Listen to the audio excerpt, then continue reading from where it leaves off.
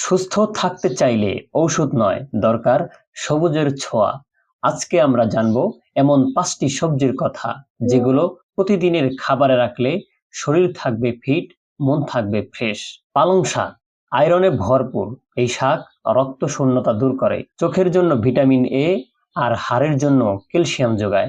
দিনে 1 কাপ পালং শাক শরীরের ইমিউন সিস্টেম করবে মজবুত। গাজর ভিটা ক্যারোটিনে ভরপুর, যা চোখের জ্যোতি বাড়ায়। গাজরের ফাইবার হজমে সাহায্য করে, হার্ট ভালো রাখে, কোলেস্টেরল কমায়। রসুন রক্তচাপ ও কোলেস্টেরল কমাতে অসাধারণ কাজ করে। এটি প্রাকৃতিক অ্যান্টিবায়োটিকের মতো কাজ করে। প্রতিদিন সকালে 1 কোয়া কাঁচা রসুন খেলে লাভ অনেক। বেগুন অ্যান্টিঅক্সিডেন্টে ভরপুর। বেগুন ক্যান্সার প্রতিরোধে সহায়ক। হৃদরোগ প্রতিরোধে বেগুন কার্যকর, এটি ওজন নিয়ন্ত্রণে সাহায্য করে।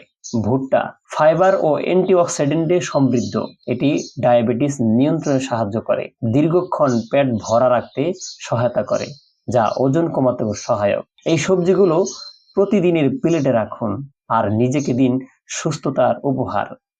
আপনি যদি এই ভিডিওটা উপকারী মনে করেন তাহলে লাইক দিন, কমেন্টে জানান আপনার প্রিয় সবজির নাম, আর চ্যানেলটি সাবস্ক্রাইব করতে ভুলবেন না।